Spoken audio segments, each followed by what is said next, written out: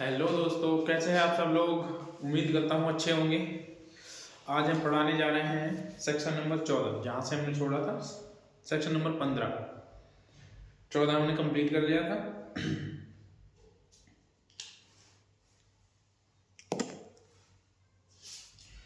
Section number 15 कहता है special executive magistrate. Section number 15 special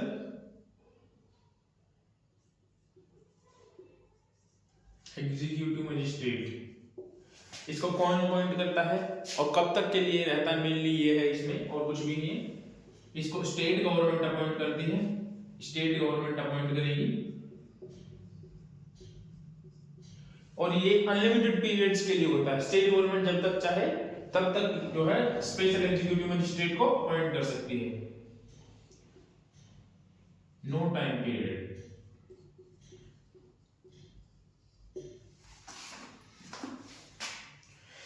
एक बार पढ़ते हैं, रीड करते हैं। The state government may appoint for such terms as it may think fit executive magistrate or any police officer not below the rank of SP or equivalent to be known as special executive magistrate. जो special executive magistrate होगा वो या तो SP हो और या उसके equivalent. Equivalent कोई पद पर हो वो होगा, उससे नीचे की रैंक का कोई भी व्यक्ति नहीं हो सकता। To now the special executive magistrate for particular areas for the performance of the particular function and confer for such executive magistrate such the power of are the conferred under the Sanhita executive magistrate as it may be deemed fit। ये किसके लिए होगा? किसी भी particular area के लिए जो है, पर्टिकुलर एरिया के लिए जो है state government special executive magistrate जो है अपॉइंट कर सकती है। एग्जीक्यूटिव मजिस्ट्रेट अपॉइंट कर सकती है। उसके बाद आता है section number 16 local jurisdiction of executive magistrate. Local jurisdiction इसमें कुछ नहीं है, पढ़ने लीजिए। सेक्शन नंबर 16 लोकल ज्यूरिडिक्शन, मैं शॉर्ट में लिख दे रहा हूं।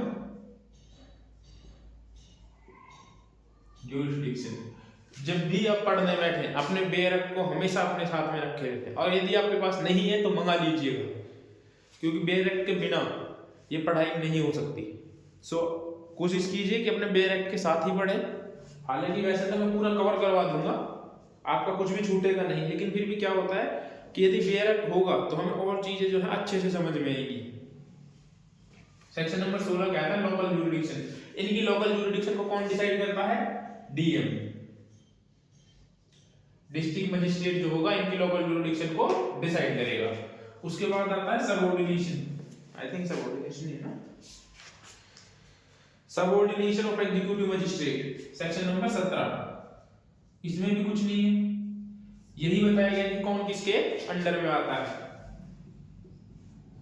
डीएम, एसडीएम, उसके बाद भी जो भी कोई अदर एग्जीक्यूटिव मजिस्ट्रेट है वो, ये सब इस तरीके से सीक्वेंस में आते हैं। जो पहले डीएम आएगा, फिर एसडीएम आएगा, फिर एग्जीक्यूटिव मजिस्ट्रेट आएंगे। तो ये सबऑर्डिनेशन है, इसमें ज्यादा कुछ है नहीं। अब आता है सेक्शन नंबर 18 पीपी। ये बड़ा इंपॉर्टेंट है एग्जाम के पॉइंट ऑफ व्यू से, क्योंकि इसमें क्वेश्चन पूछने की काफी हद तक जो है चांस बढ़ जाते हैं, और कुछ चीजें जो है इसमें नई जोड़ी गई है। जो नई जोड़ी गई है उनके बारे में हम आपको बताएंगे। सेक्शन नंबर 18 पढ़ते हैं पीपी।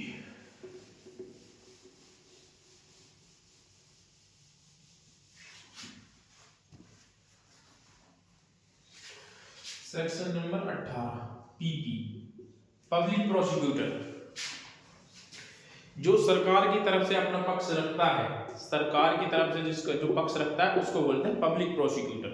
सरकार जो है अपना पक्ष रखने के लिए जो है हर डिस्ट्रिक्ट में और हर हाई कोर्ट में और सुप्रीम कोर्ट तक में जो है अपना वकील नियुक्त करके रखती है, उसी को बोलते हैं पीपी।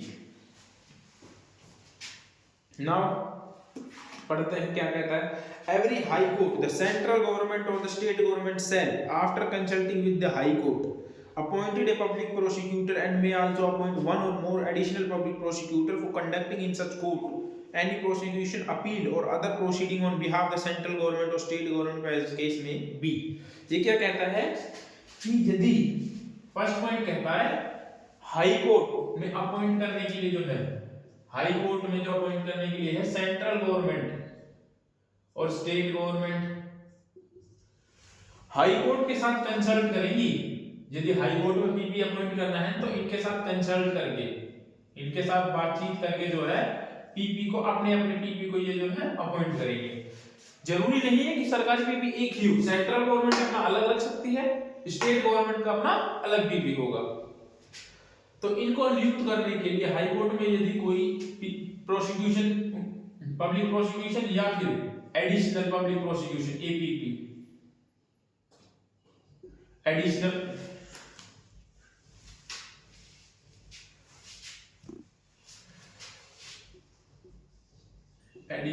पब्लिक प्रोसिक्यूटर जो है अपॉइंट करेगी हाई कोर्ट से कंसल्ट करने के बाद में। इसमें एक provision provided that the national capital territory of Delhi, the central government may also consult with the high court of Delhi appointed the public prosecutor or additional. यदि दिल्ली के लिए, दिल्ली के लिए कोई भी जो है पब्लिक प्रोसिक्यूटर अपॉइंट करना है तो उसके लिए स्टेट गवर्नमेंट नहीं, उसके लिए सेंट्रल गवर्नमेंट जो होगी वो अपॉइंट करेगी। प्रोविजो बोलता है दिल्ली में जो होगा पीपी वो सेंट्रल गवर्नमेंट अपॉइंट करेगी या additional PP central government appoint करेगी consult with high court, consult with high court. High court के साथ विचार विमर्श करने के बाद जो है सेंट्रल गवर्नमेंट दिल्ली में जो है पीपी और एडिशनल पीपी अपॉइंट करेगी। यहां पे स्टेट गवर्नमेंट जो है अपॉइंट नहीं करेगी, ये याद रखना। उसके बाद है sub clause two the central government may appoint one or more public prosecutor for the purpose of conducting in case of any district or local area. Central government जो है, दूसरा ये कहता है डिस्ट्रिक्ट के लोकल एरिया में एक या एक से ज्यादा जो है, सॉरी सेंट्रल गवर्नमेंट ना, हाँ डिस्ट्रिक्ट एरिया में भी जो है, डिस्ट्रिक्ट में यदि सेंट्रल गवर्नमेंट को लगता है कि उनको डिस्ट्रिक्ट में भी कोई पीपी अपना रखना चाहिए तो वो क्या करेंगे, अपना पीपी जो है अपॉइंट कर देंगे, अपॉइंट करेंगे या एडिशनल पीपी। सेंट्रल गवर्नमेंट यहां पे करेगी इनको डिस्ट्रिक्ट के लिए, ये सेंट्रल गवर्नमेंट की बताता है दोनों को। उसके बाद तीसरा कहता है for every district the state government shall appoint a public prosecutor and may also appoint one or more additional public prosecutor in district. ये हो गया सेंट्रल गवर्नमेंट का। तीसरा कहता है डिस्ट्रिक्ट में ही स्टेट गवर्नमेंट जो होगी वो पीपी अपॉइंट कर सकते हैं, पीपी और एडिशनल पीपी। स्टेट गवर्नमेंट जो है एक या एक से ज्यादा भी कितने भी अपॉइंट कर सकती है, इसमें कोई ऐसी लिमिट नहीं है कि एक ही होगा, एक या दो तीन चार जितना वो ठीक समझे उतने अपॉइंट कर सकते हैं। उसके बाद provision provided that the public prosecutor or additional public prosecutor appointed for one district may be appointed as also to be prosecution for an additional public prosecutor as the case may be in another district। अब ये जरूरी नहीं है कि एक ही जिले के लिए अपॉइंट किए गए हों, स्टेट गवर्नमेंट चाहे तो इसको दो डिस्ट्रिक्ट के लिए भी जो है एक पीपी या एक से ज्यादा पीपी को, एडिशनल पीपी को अपॉइंट कर सकती है, ये प्रोविजो कहता है इसका। उसके बाद 4 कहता है the district magistrate shall the consulting with the session जज। ये याद रखना पीपी कैसे अपॉइंट होगा, इसमें बताया गया है जो डीएम होगा वो सेशन जज के साथ मिलकर, एसजे लिख दे रहा हूं, सेशन जज के साथ मिलकर के जो होगा, सेशन जज के साथ मिलकर एक पैनल तैयार करेगा ओपिनियन रिलेटेड टू अपॉइंटमेंट, जो उनके विचार से या उनके ओपिनियन में जो है ये दोनों मिलकर जो है एक पैनल तैयार करेंगे कि इनके विचार से इस व्यक्ति को जो है पब्लिक प्रोसिक्यूटर होना चाहिए, और इस पैनल में जिस व्यक्ति का नाम होगा वही व्यक्ति जो होगा पब्लिक प्रोसिक्यूटर बन सकता है। एक पैनल तैयार करेंगे।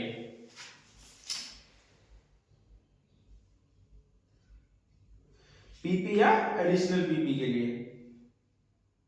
याद रखना डीएम करता है सेशन जज के साथ विचार विमर्श या परामर्श के साथ जो है पैनल तैयार करेगा। सेशन जज नहीं, डीएम तैयार करेगा सेशन जज के साथ विचार विमर्श करके। उसके बाद आता है 5 क्या कहता है, no person shall be appointed by the state government as the public prosecutor or additional public prosecutor for the district unless the name appear in the panel by the DM under subsection 4। अब ये क्या कहता है, पांचवा कहता है कि किसी भी व्यक्ति को अपॉइंट नहीं किया जाएगा जब तक कि उसका नाम पैनल में ना हो। मतलब कि वही व्यक्ति अपॉइंट हो सकता है जिसका नाम जो है इस पैनल में होगा जो डीएम के द्वारा तैयार की गई है।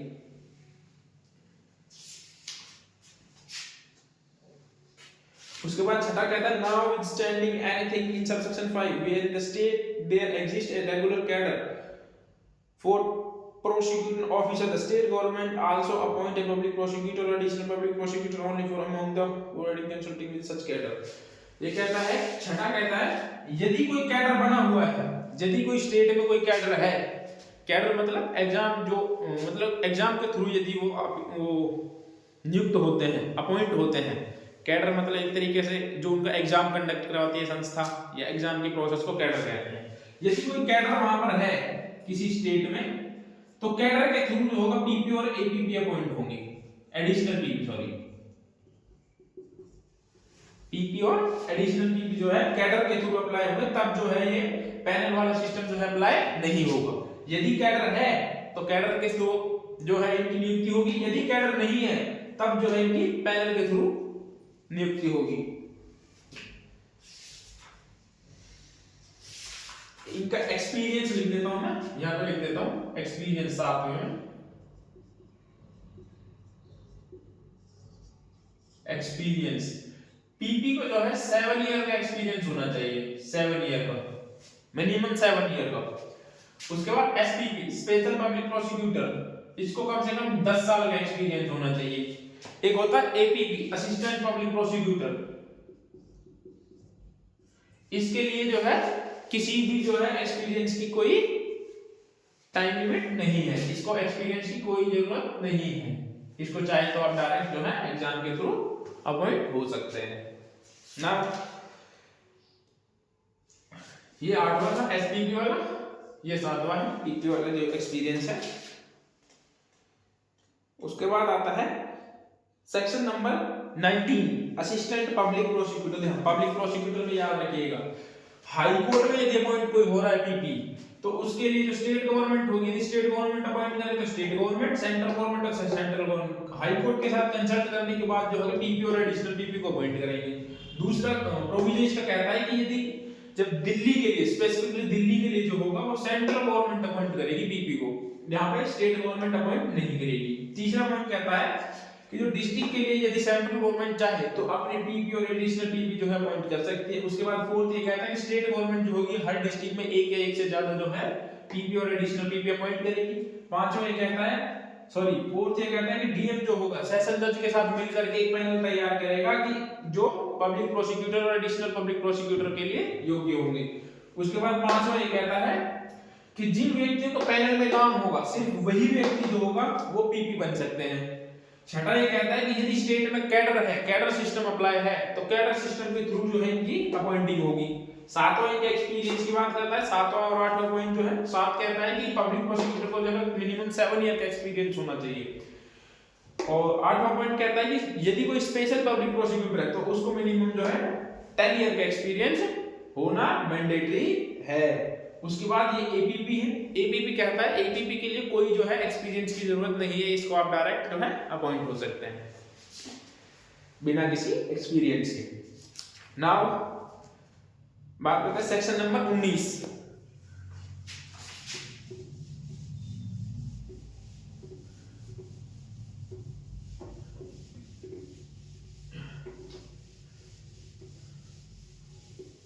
उम्मीद करता हूं आप सब लोगों को अच्छा लग रहा होगा। आप देखेंगे तो आपको समझ में आएगा, मैं दावे के साथ कह सकता हूं कि यदि आप देखेंगे तो आपको सब समझ में आएगा। बट यह है कि जब हम नई नई चीजें देखते हैं, नए नए किसी के कंटेंट को देखना चालू करते हैं तो क्या होता है कि उसमें हमें थोड़ा ऐसा लगता है कि जैसे कुछ समझ में ना आ रहा हो। लेकिन यदि आप थोड़ा टाइम दोगे तो आप सारी चीजों को जो है यहाँ समझ पाओगे। उसके बाद करते हैं एपीपी असिस्टेंट की, सेक्शन 19 असिस्टेंट पब्लिक प्रोसिक्यूटर क्या है, SECUTOR पब्लिक प्रोसिक्यूटर।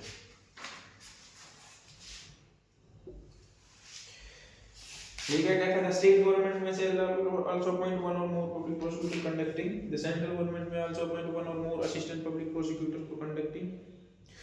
फर्स्ट और सेकंड पॉइंट वही कहता है कि स्टेट गवर्नमेंट जो होगी जो है वन और मोर, एक या एक से ज्यादा जो है असिस्टेंट पब्लिक प्रोसिक्यूटर अपॉइंट कर सकती है। दूसरा कहता है सेंट्रल गवर्नमेंट का, सेंट्रल गवर्नमेंट एक या एक से ज्यादा जो है असिस्टेंट पब्लिक प्रोसिक्यूटर जो है अपॉइंट कर सकती है। अच्छा, ये असिस्टेंट पब्लिक प्रोसिक्यूटर किस कोर्ट के लिए होते हैं?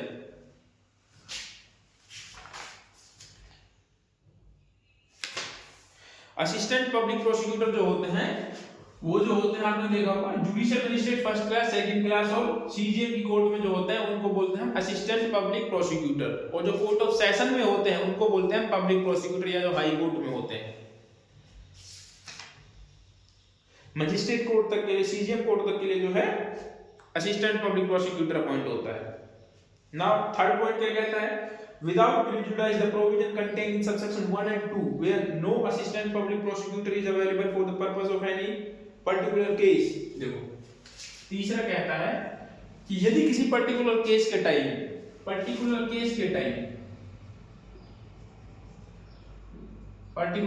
में ये दोनों सेंट्रल गवर्नमेंट, स्टेट गवर्नमेंट, इनमें से कोई अवेलेबल नहीं है, नॉट अवेलेबल,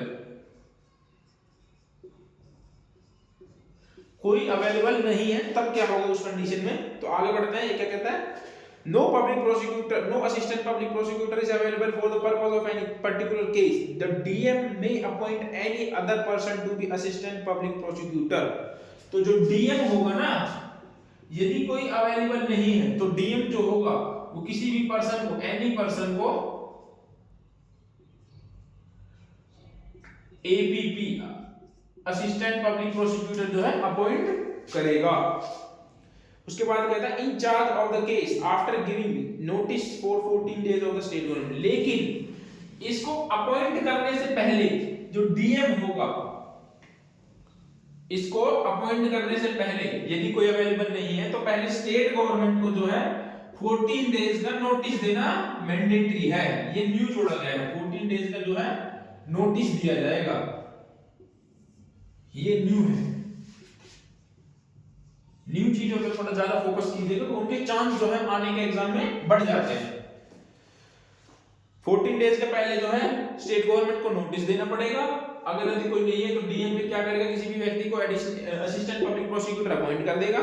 उसके बाद कहता है कि provided that no police officer shall be eligible for the appointment as the public prosecutor, कोई भी पुलिस व्यक्ति जो होगा पब्लिक प्रोसिक्यूटर के लिए अपॉइंट नहीं होगा। अब इसमें कहता है कि कौन जो है पब्लिक प्रोसिक्यूटर अपीयर नहीं हो सकता, sorry public assistant public prosecutor नहीं बन सकता, कौन नहीं बन सकता?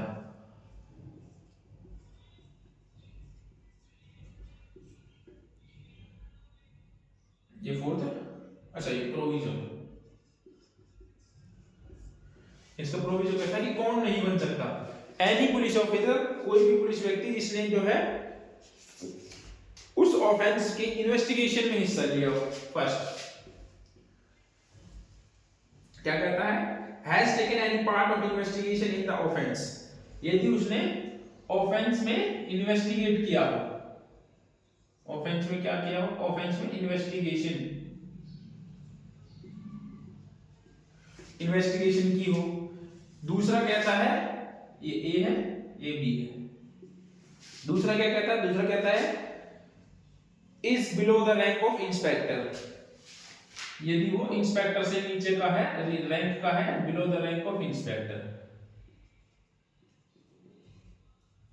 तो भी जो है वो अपॉइंट नहीं हो सकता। किसी भी पुलिस ऑफिसर को जो है PP appoint, assistant public prosecutor appoint होने के लिए दो कंडीशन इसमें बताई गई है। पहला, वो इंस्पेक्टर रैंक से ऊपर का हो, दूसरा उसने उस ऑफेंस के इन्वेस्टिगेशन में कोई पार्टिसिपेट ना किया हो। नाउ ये जो है प्री के हिसाब से जो है इस सेक्शन का कंक्लूजन है। इसमें से इसके बाहर से प्री से आपसे कुछ नहीं पूछा जाएगा। एक बार जो है आप बेरेक की जो सिंपल रीडिंग करिएगा तो आपको सब समझ में आ जाएगा। अब आते हैं सेक्शन नंबर 20।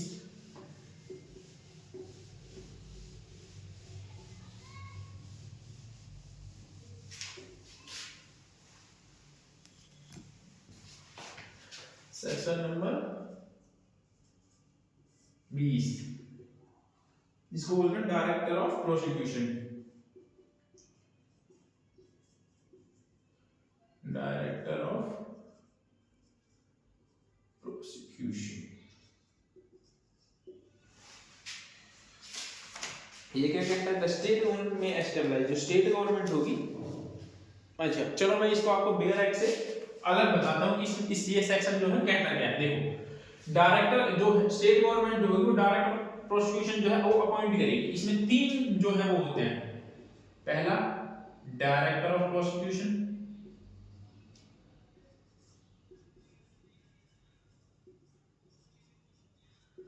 दूसरा first, second deputy director of prosecution,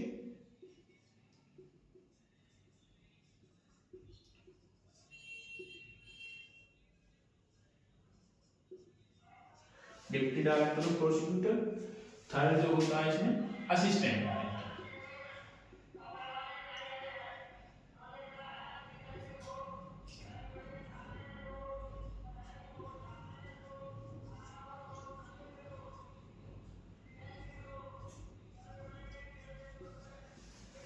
ये जो तीन है इसमें होते हैं। अब ये तीन में क्या है, देखो सबसे पहले बात बताई गई है कि क्या क्वालिफिकेशंस, क्या एलिजिबिलिटी है।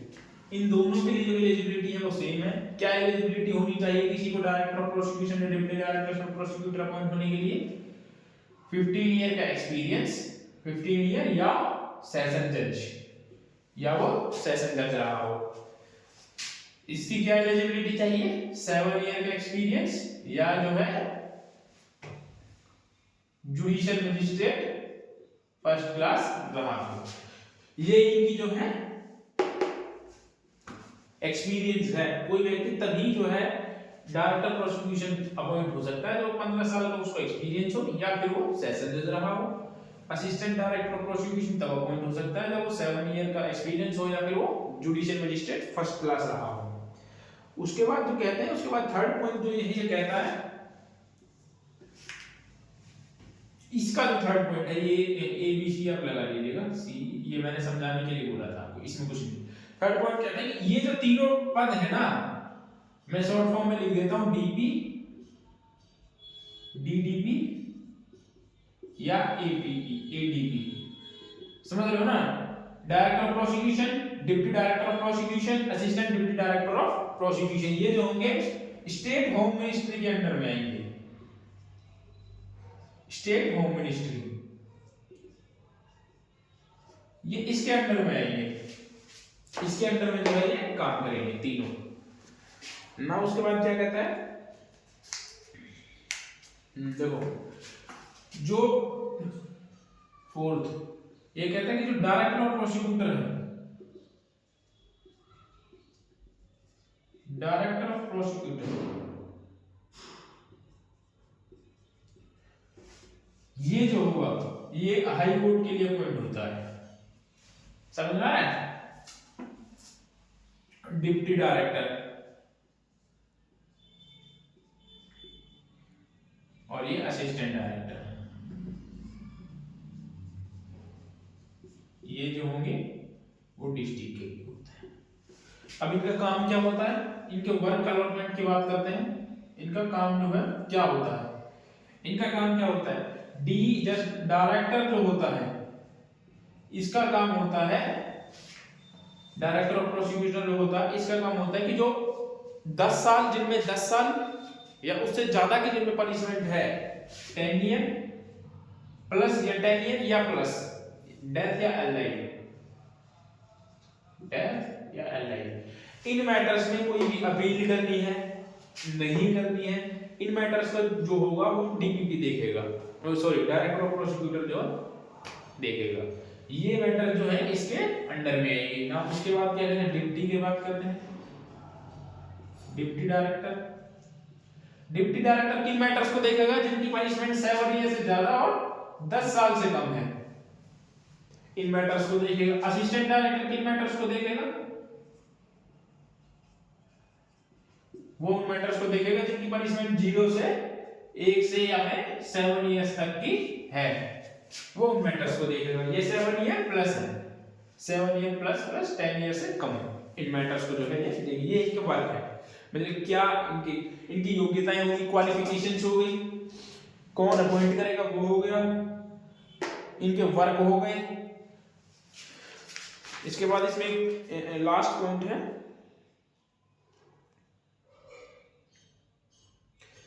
Point number 12। ये क्या कहता है कि ये जो सेक्शन है, in this section shall not apply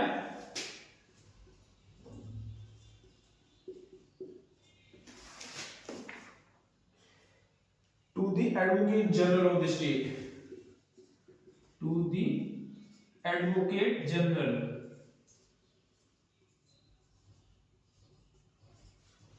of the state. ये जो सेक्शन है ये एडवोकेट जनरल पर जो है अप्लाई नहीं होता है। चैप्टर नंबर 2 जो है हमारा कंप्लीट हो गया है दोस्तों। अब हम स्टार्ट करेंगे चैप्टर नंबर 3, क्योंकि इसमें क्या है कि जितने ज्यादा हो जाए उतने ज्यादा बेटर है। आज जो है चैप्टर नंबर 3 को जो है स्टार्ट करेंगे, देखते हैं कितना हो पाता है या फिर कल करें।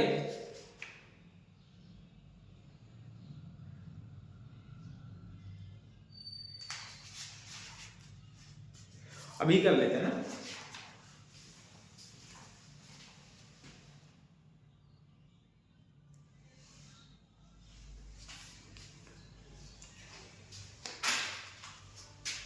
बार बार में देखना पड़ता है कि नहीं वीडियो ऑफ तो नहीं हुई, क्योंकि कई बार ऐसा हो जाता है मैं वीडियो बनाते रह जाता हूँ, एक एक घंटा हो जाता है बनाते बनाते, बाद में पता चलता है कि किसी के फोन आया तो उस वजह से वीडियो बंद हो गई, इसलिए बीच बीच में चेक करना पड़ता है।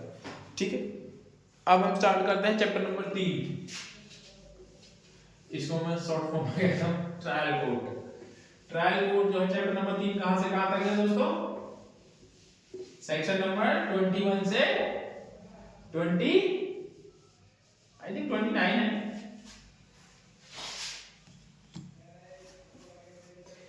मे भी तो 29 ही होना चाहिए, हाँ 29 ही है।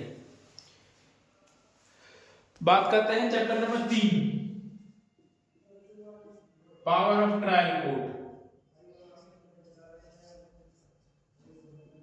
पावर ऑफ ट्रायल कोर्ट कहां से कहां तक है, 21 से 29 तक, सेक्शन 21 से 29 तक चैप्टर नंबर 3 जो है हम अब स्टार्ट करेंगे। कोशिश करेंगे चैप्टर नंबर 3 को जल्दी खत्म करें, क्योंकि इसमें कुछ ऐसा खास है भी नहीं।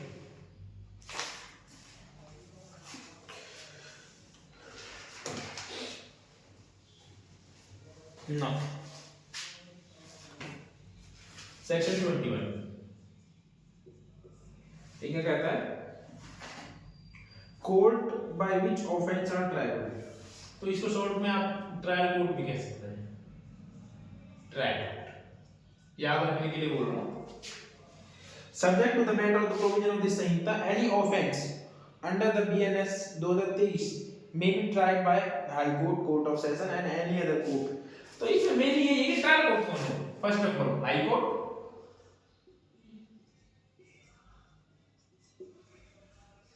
Court of session, third any court जो भी इसमें प्रोवाइड किया गया है संहिता के फर्स्ट शेड्यूल में, any court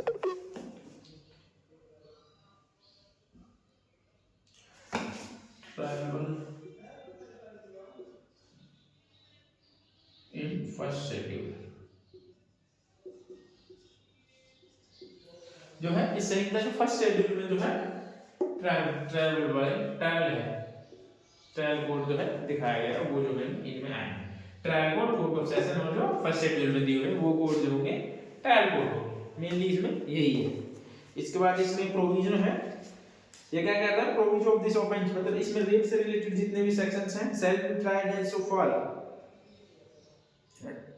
directable by a court presided over by a woman.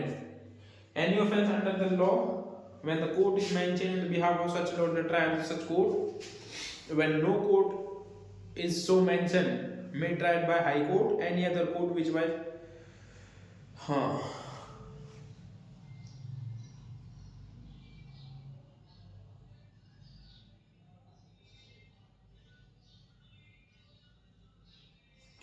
Third कहता है, देखो प्रोविजन कहता है, प्रोविजन कहता है कि यदि रेप से रिलेटेड जितने भी सेक्शन, सेक्शन 63, 66, 67, ये मतलब रेप से रिलेटेड जितने भी सेक्शन होंगे उनको जहां तक संभव हो जो है प्रिसाइडिंग ऑफिसर कौन होगी, वुमेन जज, जहां तक संभव हो। उसके बाद ये ए हो गया। उसके बाद बी कहता है any offense under any other law when any court is mentioned on behalf of such law, यदि किसी अदर लॉ में जो है कोई ऑफेंस है और उसके लिए जो है कोई अलग से कोर्ट मेंशन की गई है, be tried by such court and when no court is so mentioned, और इस प्रकार का कोई कोर्ट जो है एग्जिस्ट नहीं है उस टाइम पे, so may be tried by the high court, उसका ट्रायल कहां होगा, ट्रायल जो होगी वो हाई कोर्ट में या फिर जो शेड्यूल 1 में जो कोर्ट दी हुई है, शेड्यूल 1 में जो कोई कोड दी हुई है उनके, शेड्यूल 1 में वही है बीच मजिस्ट्रेट फर्स्ट क्लास सीजेएम वगैरह की कोड नहीं है और कोई। उसके बाद बात करते हैं सेक्शन नंबर 22, सेक्शन नंबर 22 ये बात करता है पनिशमेंट की कि कोर्ट ऑफ सेशन और हाई कोर्ट जो है कितनी पनिशमेंट दे सकते हैं। सेंटेंस हाई कोर्ट और कोर्ट ऑफ सेशन में पास कितनी सेंटेंस जो है वो पास कर सकते हैं। देखो ये high court and court of session जो है जो लॉ में प्रोवाइड जितनी सेंटेंस जो है ना लॉ में प्रोवाइड की गई वो उतनी सजा जो है दे सकते हैं। ये कहता है ए हाई कोर्ट में पास सेंटेंस ऑथराइज्ड बाय लॉ, ये कहता है authorized by law, authorized by law मतलब जितना लॉ के द्वारा वो ऑथराइज है उतनी पनिशमेंट को दे सकते हैं, एक्सेप्ट इसमें एक कंडीशन भी है, यदि कोर्ट ऑफ सेशन जो है किसी को डेथ पेनल्टी देता है, यदि कोर्ट ऑफ सेशन जो है किसी को डेथ पेनल्टी देता है तो उस कंडीशन में जो है वो डेथ पेनल्टी को हाई कोर्ट जो है हाई कोर्ट से कंफर्मेशन होगा, हाई कोर्ट के 2 जजेस जो हैं उस डेथ सेंटेंस को जो है कंफर्म करेंगे या फिर उसको जो हो सकता है वॉइड कर दें या फिर चेंज कर दें। कुल बात यह है कि हाई कोर्ट जो है उस सेंटेंस को वेरीफाई करेगा कि ये सही है या गलत है।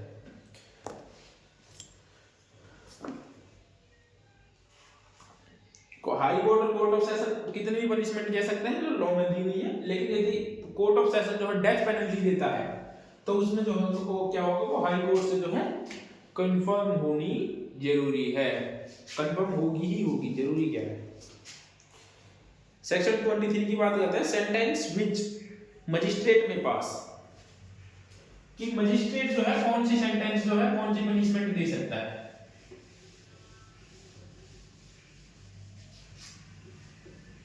Sentence which magistrate may section 23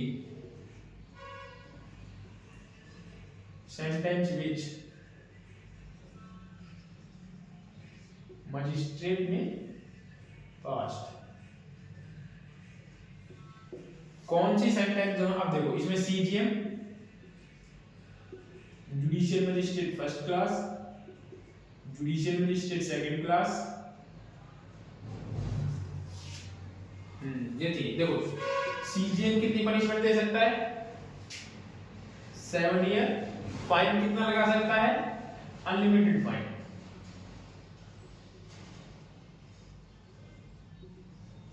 fine के ऊपर कोई लिमिट नहीं है, बट ऐसा भी ना हो कि उसकी हैसियत से ज्यादा ही फाइन लगा दे।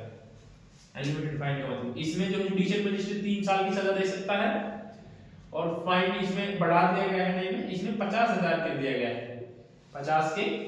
इसमें जो इसकी सजा देने की पावर है वो 1 ईयर है। फाइन जो है जुडिशियल मजिस्ट्रेट सेकंड क्लास को वो 10,000 10 के रखा गया। अब इसका एक्सप्लेनेशन है जो कम्युनिटी सर्विस की जो बात करता है, तो नया जोड़ा गया है एक्सप्लेनेशन।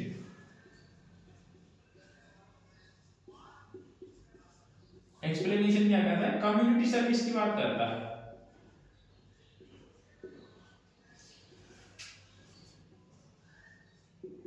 इसको कौन दे सकता है? याद रखिएगा एक्सप्लेनेशन जो है 23 के एक्सप्लेनेशन में है, सॉरी कम्युनिटी सर्विस जो है 23 के एक्सप्लेनेशन में दी गई है।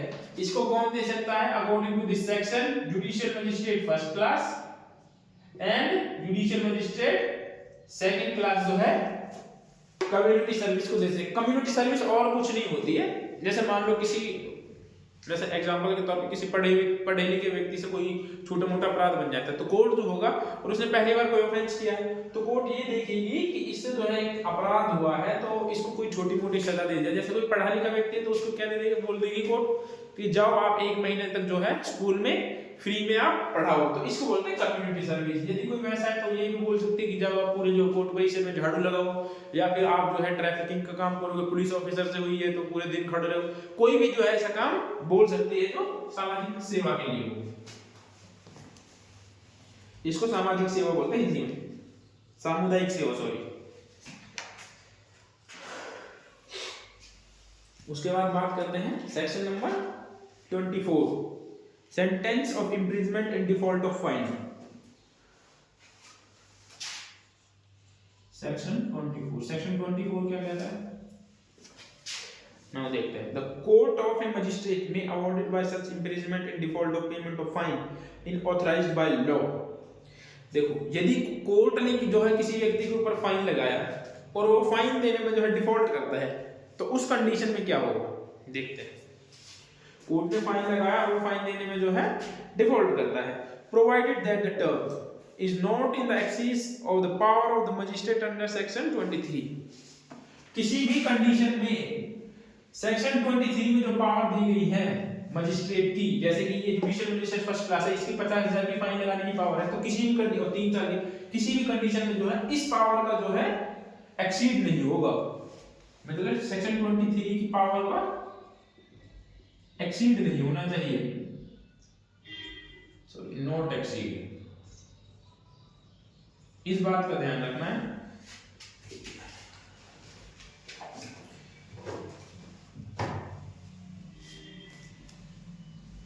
उसके बाद बी कहता है shall not where imprisonment has been awarded as part of the substantive sentence exceed 1/4 of the term of the imprisonment for the magistrate in the contempt to the inflict as punishment for the purpose otherwise than the imprisonment in the default of payment of fine। ये क्या कहता है?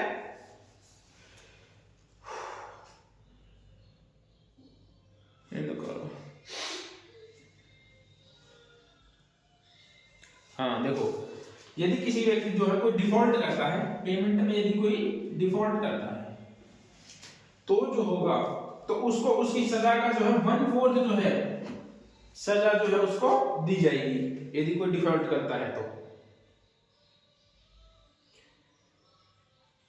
और जो ये इसके बाद second point कहता है imprisonment awarded under this section may be additional to the substantive sentence of the maximum in the awarded by the magistrate and हाँ 1/4 जो है इसकी पनिशमेंट दी जाएगी। अब इसमें ये दूसरा पॉइंट ये कहता है, जो मोस्ट इंपोर्टेंट पॉइंट है, ये कहता है कि जो ये डिफॉल्ट इन्होंने जो किया है, जो डिफॉल्ट की, मान लो डिफॉल्ट की पनिशमेंट इनको मिली, इसने डिफॉल्ट किया और डिफॉल्ट की पनिशमेंट इसको मिली, डिफॉल्ट की पनिशमेंट इसको मिली मान लो 1 साल मिली, ठीक है। अब 3 साल को इसने मजिस्ट्रेट ने इसको परमिशन दी थी, ओ इम्प्रिजमेंट दी थी जुडिशियल मजिस्ट्रेट ने और फाइन लगाया था। तो अब ऐसा आप ये नहीं कह सकते कि जो है 3 और 1 4 साल हो गए, जुडिशियल मजिस्ट्रेट फर्स्ट क्लास जो है 4 साल की सजा नहीं दे सकता। तो आप ये नहीं कह सकते कि जुडिशियल मजिस्ट्रेट जो 4 साल की सजा आपको है नहीं दे सकता, क्योंकि ये जो पनिशमेंट है, डिफॉल्ट की जो पनिशमेंट है वो हमेशा जो है एडिशनल में होगी,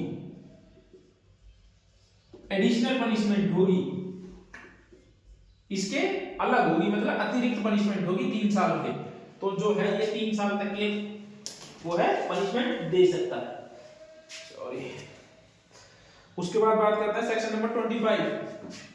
देख लीजिएगा अच्छे से क्या कहता है सेक्शन नंबर 24। किसी भी कंडीशन में यदि कोई डिफॉल्ट करता है पेमेंट देने में, यदि कोई फाइन जिस पे लगा है वो डिफॉल्ट करता है, तो पहली बात तो 23 की जो पावर है इसको एक्सीड नहीं करना चाहिए मजिस्ट्रेट की जो पावर है। दूसरा कहता है कि उसको 1/4 उस ऑफेंस की 1/4 जो है उसको पनिशमेंट दी जाएगी। अच्छा यहाँ पे उस ऑफेंस की पनिशमेंट याद रखना, जैसे मान लो कि किसी ने थेफ्ट किया था, यहाँ पे देखो किसी ने थेफ्ट की, ठीक है, उसको पनिशमेंट दी कोर्ट ने 1 ईयर की, तो अब इसको 1 ईयर का 1/4 नहीं दिया जाएगा, इसको टोटल थेफ्ट की जो थेफ्ट की पनिशमेंट है 3 साल, इस 3 साल का 1/4 दिया जाएगा,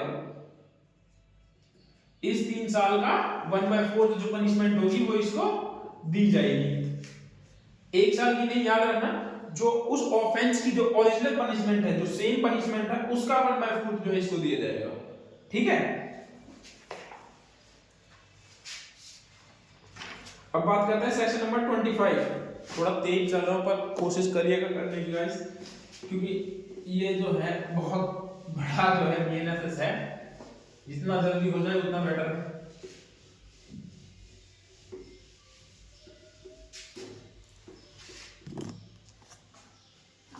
उसके बाद बात करते हैं सेक्शन नंबर 25। ये क्या कहता है, sentence in case of conviction for several offence at one trial. ये क्या कहता है कि एक ही ट्रायल, यदि एक ही ट्रायल में एक से ज्यादा ऑफेंस के लिए पनिशेबल किया जाता है तब की बात करता है। तो इसमें 2 तरीके, जैसे मान लो कि किसी ने 2-3 ऑफेंस किए तो उसका ट्रायल एक साथ में हुआ। अब ये क्या कहता है कि जो मजिस्ट्रेट या कोर्ट जो होगी वो क्या करेगा, उस सजा को जब देगा तो उस टाइम पे बोलेगा कि कंकरेंटली या फिर कंसिक्वेंटली, मतलब कि या तो पनिशमेंट एक साथ चलेगी या एक के बाद एक चलेगी। जैसे मान लो किसी को, जैसे एग्जांपल के तौर पे किसी ने थेफ्ट भी किया और उसने मर्डर भी किया और उसने रेप भी किया। मैं सिर्फ एग्जांपल दे रहा हूं। अब जैसे इनकी पनिशमेंट है, इसकी पनिशमेंट 3 ईयर है, अब मर्डर की पनिशमेंट डेथ और लाइफ है। एक और ऑफेंस इसमें शामिल कर लेते हैं, जैसे इसमें डिसऑर्ड पब्लिक सर्वेंट ने जो है फ्रॉडुलेंटली जो कोई डॉक्यूमेंट, पब्लिक सर्वेंट का क्यों ठीक है, मर्डर रेप चीटिंग कर रहा है, इसने कोई चीटिंग, मान लो इसकी 3 ईयर, रेप की जो है 10 ईयर और लाइफ। अब ये जो पनिशमेंट है, डेथ को यहां से हटा देंगे, तो डेथ में तो फिर डेथ और लाइफ है ना, ये पनिशमेंट है। इन्होंने 3 कोई ऑफेंस किए। अब जब कन्विक्शन, जब सजा देने की बारी आई तो मजिस्ट्रेट जो है, जो कोर्ट जो है वो किस तरह से सजा देगी, या तो कंकरेंटली देगी, या वो कंसिक्वेंटली देगी।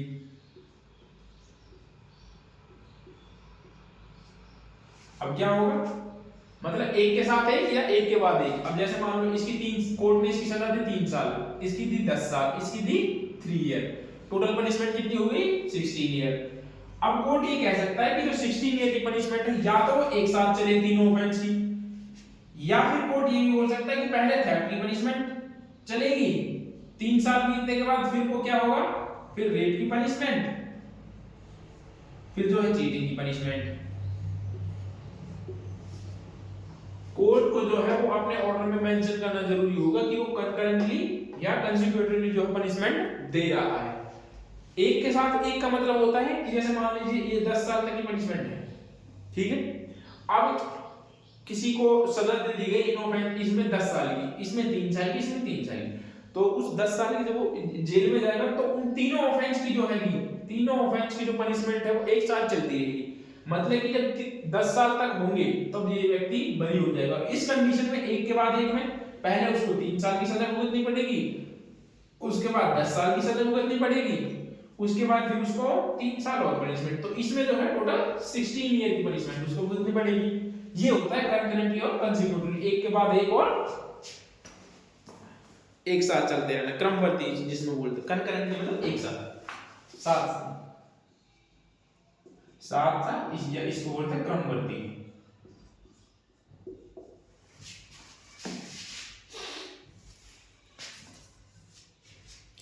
उसके बाद इसका जो दूसरा पॉइंट ये क्या कहता है, in the case of consecutive sentence it shall not necessary for the court of the region aggregated punishment the several offense being excess in the punishment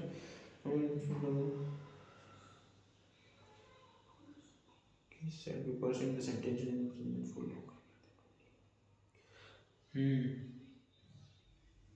अच्छा, यहाँ पे ये दो बात कहता है, दो बात और ये कहता है कि किसी भी व्यक्ति को जो है फर्स्ट 20 साल से ज्यादा की पनिशमेंट नहीं दी जाएगी, पनिशमेंट नहीं दी जाएगी।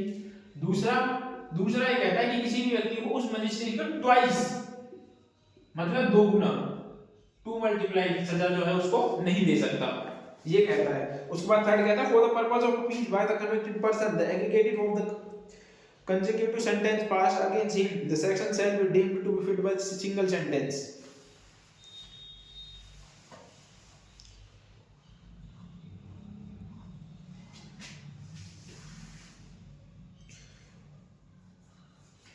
तीसरा कुछ नहीं है, छोड़ दो इसको।